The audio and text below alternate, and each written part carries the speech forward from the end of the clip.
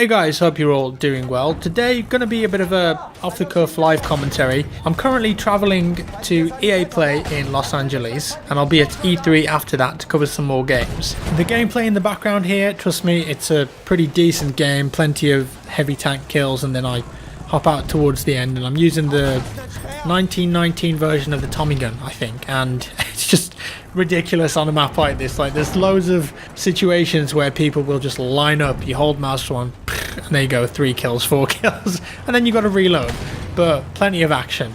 Anyways, live commentary for today, and I wanted to do this video today because tomorrow we're going to see gameplay of Battlefield 5, and on paper it really sounds like this game is going to make some significant gameplay changes to the Battlefield franchise that will drastically alter the way that we play the Battlefield games, and some of the things in there are very encouraging from my personal point of view. Now, recently on Twitter, I don't know if it was leaked or whatever, but there's a screenshot of David Serland, who's one of the lead developers on the game, saying that suppression in the EA Play build of the game, he specifically said the EA Play build of the game, so I imagine that this is subject to change, as all things are with game development. But he said suppression in the EA Play build is audio and visual effects only. So that means that suppression as a mechanic where it affects how your weapon handles for this build of the game will be completely gone. And that's another sweeping change for the franchise that really we haven't seen since Bad Company 2. Obviously, suppression was really introduced in BF3, Vaseline covering your screen, your bullets were going everywhere. Some people love it, some people hate it, but that's what the EA Play build of the game is going for. So really, as we've seen in interviews and behind the scenes reveals, DICE are hammering home this where you aim is where you shoot mentality. So no invisible force that's going to affect your bullets anymore. From a pure gameplay perspective and from my personal perspective, this is a good thing for the gunplay in the game. Where you aim is where you shoot, and that's always the case. We don't know what the visual effect or the audio effect is going to look like, so could be something crazy, could be something kind of that you don't even notice, we'll see. But there are players who are going to miss the suppression mechanic, because I'm sure that if you enjoy playing support a lot, you can use suppression as a viable tactic to push up and advance. And also suppression in previous titles, maybe not as much in BF1, was a good way of stopping snipers from shooting you in the face all the time. So there are some positives and negatives here. Overall, in my opinion, this is a positive step for the franchise, and I'm glad that suppression, at least in the EA Play build, will be visual and audio only. Of course, I'll be playing the game at EA Play and hopefully uploading some videos for you guys, so stay tuned to the channel tomorrow. There's going to be some big things coming up. But how do you guys feel about the suppression thing? Good thing that it's going away, or bad thing? Let me know in the comments below. Maybe there's other ways that suppression could be used in the game. For example, think about what effects could be applied to a soldier that was suppressed that weren't only audio and visual, and effects that didn't change the way your gun handles either. Have a think about that one.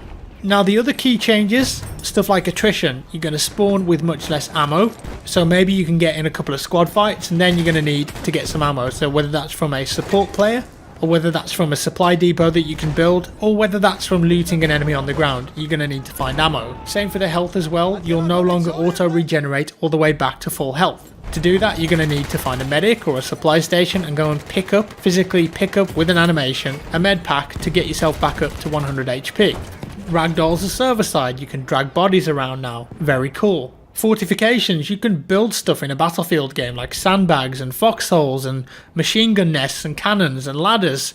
That's awesome, and I think if DICE pull that off and it's not gimmicky or cookie cutter, it could be a new pillar in the franchise for Battlefield.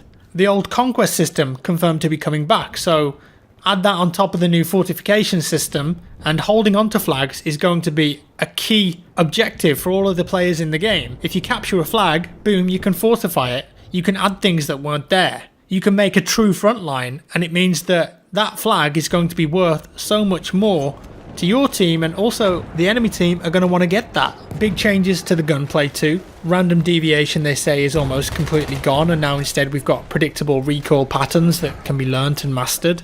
The new revive system, the fact that a medic can no longer just stick a needle in 4 people in a row and instantly bring them back to 100 health.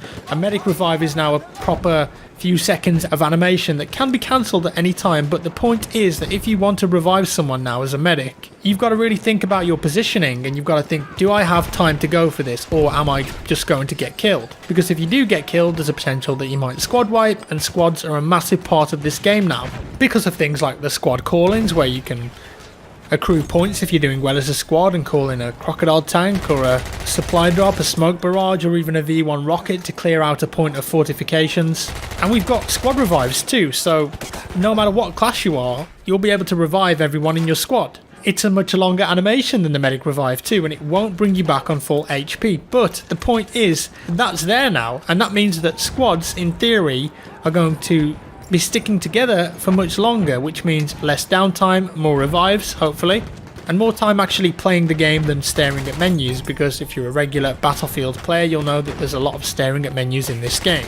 Those are just some of the changes that I think are massively going to impact the gameplay, and it sounds like it's all going in a much more team play, squad play focused direction. More challenging, more teamwork required, and hopefully ultimately that means that when you pull off something cool and it's more of a challenge, it's going to feel much more satisfying.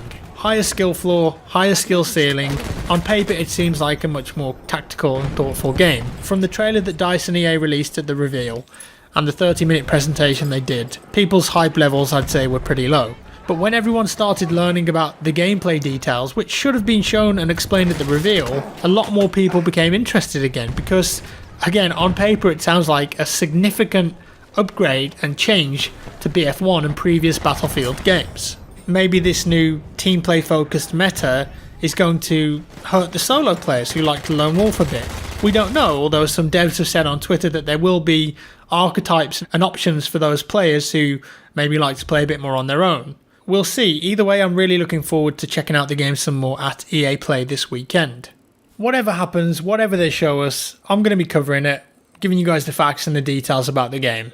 And I wanted to say a big thank you to everyone that's new to the channel as well. I've had a lot of new subscribers recently. The views have been absolutely fantastic. Plenty of interactions, whether that's likes or comments, dislikes, everything helps. And I'm really enjoying creating daily content at the moment. So thank you guys for tuning in and always checking out my stuff. And that's all guys, that's all that I wanted to say about BF5 the day before we get to see and play the game. Do let me know your thoughts down below. If you enjoyed the video, give me a thumbs up. If you didn't, a thumbs down. Subscribe for more, and I'll see you in the next one.